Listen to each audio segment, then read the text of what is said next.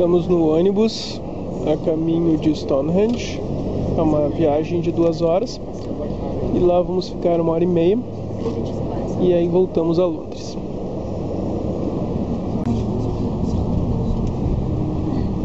Estamos chegando. O Pi tá tirando uma soneca.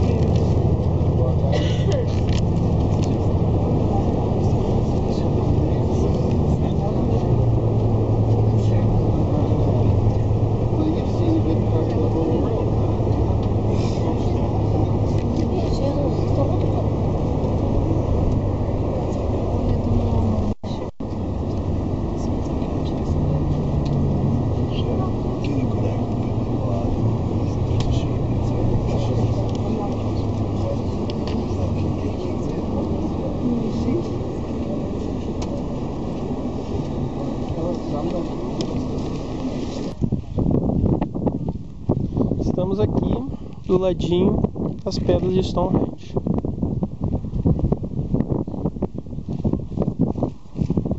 Aqui está super interessado.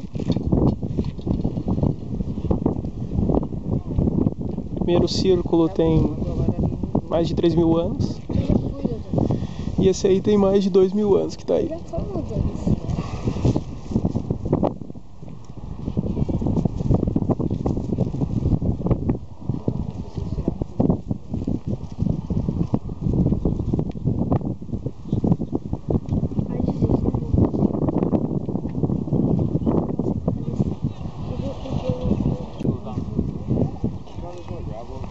Bom, as lendas sobre a criação de Stonehenge englobam desde o Merlin, o mago Merlin, que teria usado seus poderes mágicos para desmontar uma grande montanha e montar aí um monumento a Stonehenge, até extraterrestres,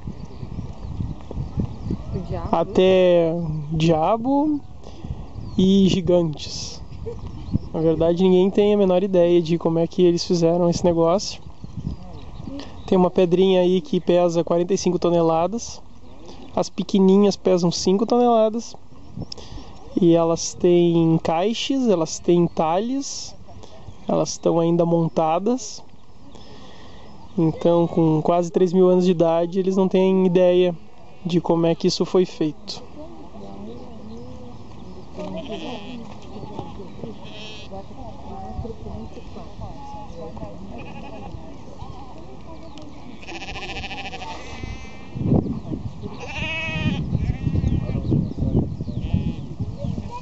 As ovelhas Big Brother aí querendo aparecer no filme.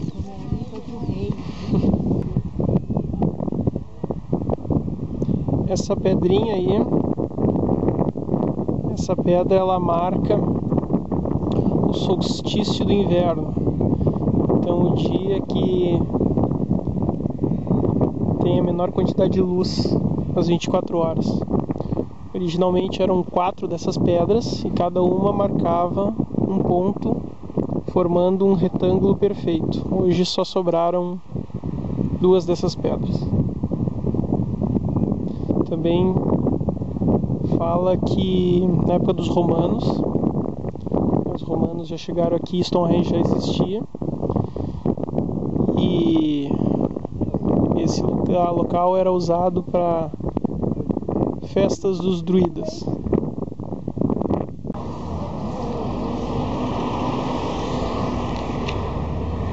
Quase nada sobre Stonehenge é absolutamente certo e existe.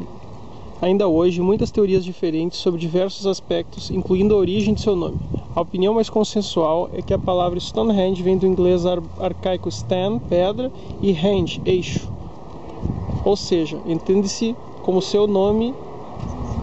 que o seu nome terá vindo da ideia de pedras organizadas em volta de um eixo, ou o fato de haver pedras suspensas umas nas outras. Stonehenge é uma estrutura formada por círculos concêntricos de pedras que chegam a ter 5 metros de altura e pesar quase 50 toneladas. Sua construção teve 3 períodos diferentes.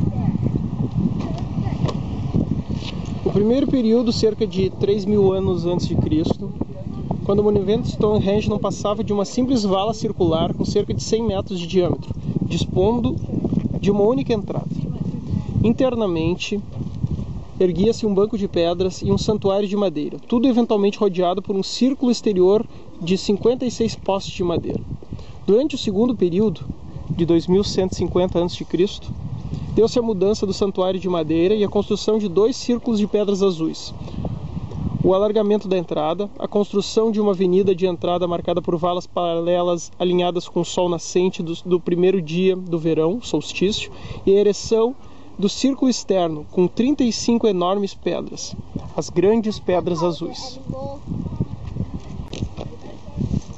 Estas pedras azuis pesam 4 toneladas e foram transportadas das montanhas do país de Gales a cerca de 240 quilômetros a norte.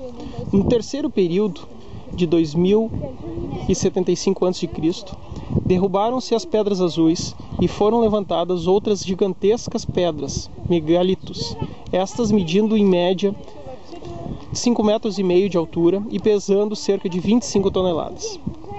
Foram transportadas do norte por 19 quilômetros. Entre 1500 a.C. e 1100 a.C., cerca de 60 das pedras azuis foram restauradas e erguidas num círculo interno, com outras 19, colocadas em forma de ferradura, também dentro do círculo. Há muito de fascinante e misterioso em Stonehenge, mas os pormenores mais interessantes que tornam um destino obrigatório para visitar a Inglaterra são os seguintes. A orientação das pedras em relação ao nascer e ao pôr do sol. Ainda hoje não se sabe se isso se deve ao fato dos construtores vierem de uma cultura que prestava culto ao sol ou porque toda a estrutura seria um enorme calendário astronômico. A forma intrigante como algumas das pedras gigantescas e pesadíssimas foram transportadas de tão longe e como foram feitos os buracos no solo para as colocar, utilizando apenas ferramentas feitas com chifres e ossos. Estima-se que 3 fases de construção requereram mais de 30 milhões de horas de trabalho. As teorias atuais a respeito da finalidade de Stonehenge sugerem que esse monumento foi utilizado ao mesmo tempo para observações astronômicas e funções religiosas, incluindo as teorias sobre eventuais sacrifícios humanos. Em função da pedra central que está derrubada ali, é chamada hoje de pedra do altar, tem uma coloração amarela e vermelha, em função dela estar caída e facilitar a oxidação. Stonehenge.